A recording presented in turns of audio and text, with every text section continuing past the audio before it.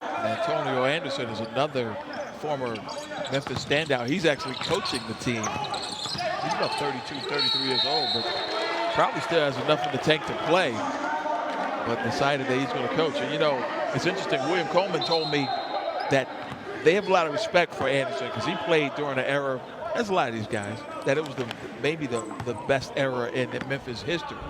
And, you know, he was one of the quality players, but he knows basketball. So I asked, you know, who are your go-to guys? And I said, it's hard to say. It's whatever Antonio wants us to do. So I thought that was a great answer because so many egos out here, obviously. These guys are all professionals. And being able to be a cohesive unit is the reason why Overseas Elite has won $5 million over the last couple of years. I don't think they're the most talented. They're very talented, don't get me wrong. They're just cohesive. But that cohesion and that chemistry is immeasurable with that group. You know, over the years, they've been down in this tournament 20 points, 15 points, and have come back to win. In fact, they've never been beaten. They're 19-0. That doesn't happen by accident. Antonio Anderson, after the Kennard three, by the way, pushes this Memphis lead to 13. Part of a starting five that ended up in the national title game as the runner-up before Mario Chalmers ruined things. He sure did. That long jump shot.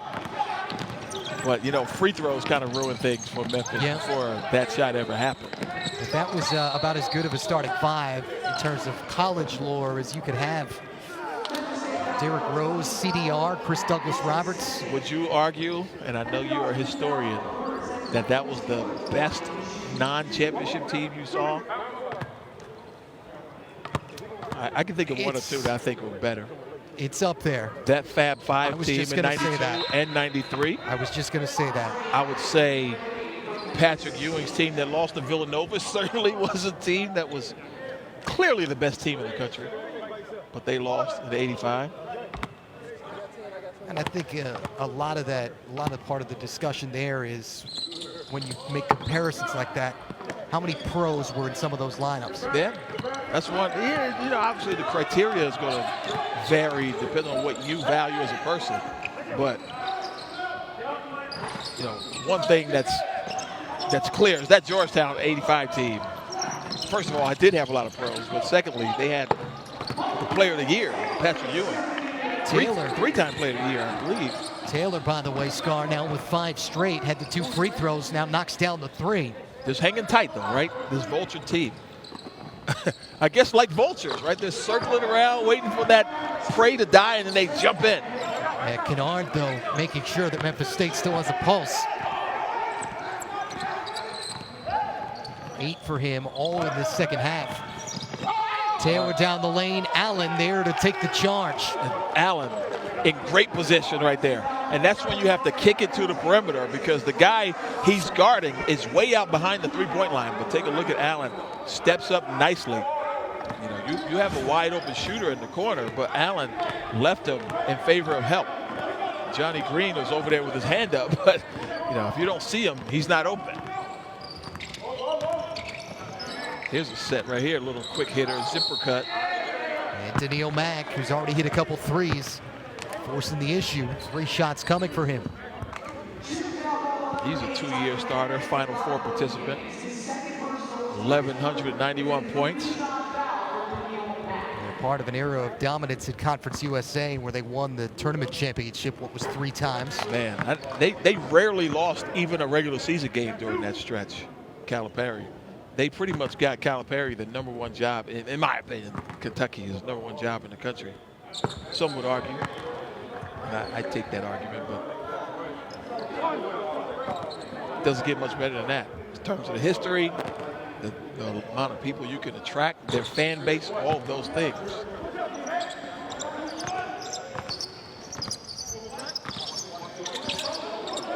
And the amount of money, I believe, the salary commands at this point. Yeah, that's true.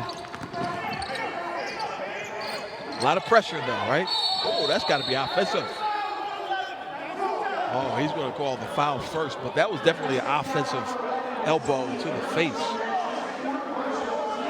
Let's see if we can take a look again, and this is kind of getting a little chippy there, as they say.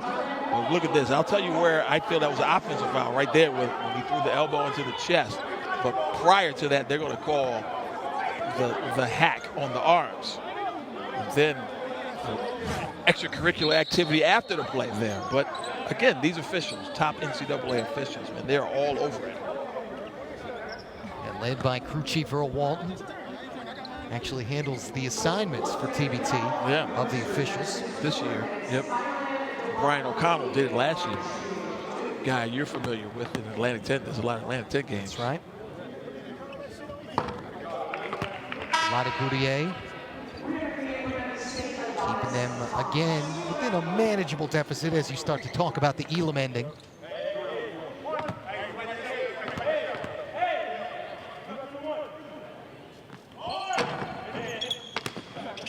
Revert. 1-2. Foot on the line. They didn't see it though. They were going to give him 3 for that. Thomas with another miss and out of bounds. Allen couldn't track it down. You know, we haven't had a lot of replay situations. We haven't had any today, honestly. But, you know, the replay is in play. If they need to go to the video for basically the same things that they would go to for a college basketball game. And then Elam ending, Tooch, replay is not in play until one of the teams is within one possession of the game.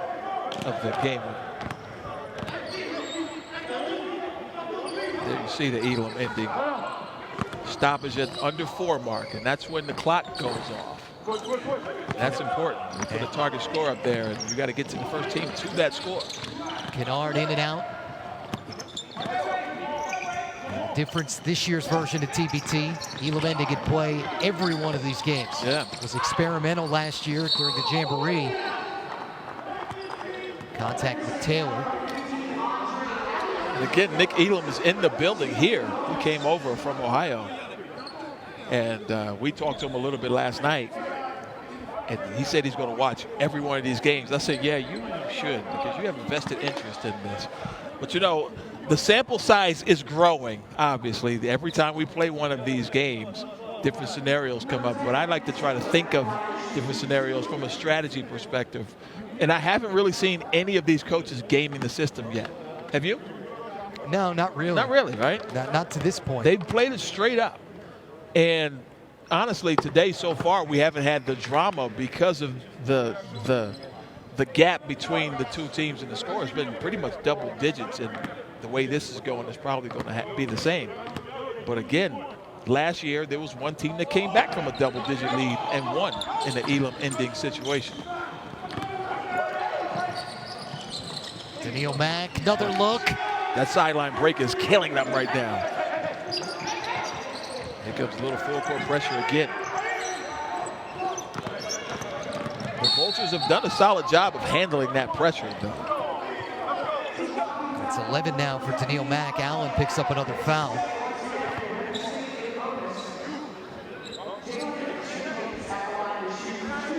Thomas and Mack, 24 of the 55 for Memphis State. 3 double-figure scores for the Vultures. Jenkins has been one of their leaders with 12. He and Michael Taylor and Tyron Delade-Boudier, 34 of the 42. Memphis is really taking care of the basketball, though. They've only had, I believe, 4 turnovers in the entire game. They only won this entire half. That is outstanding guard play. We talked about the big scoring, but I gave a lot of credit to Taylor and Allen in particular for handling the basketball. Final 5 seconds. Nice Mack bailout. lost it. And Thomas to beat the buzzer.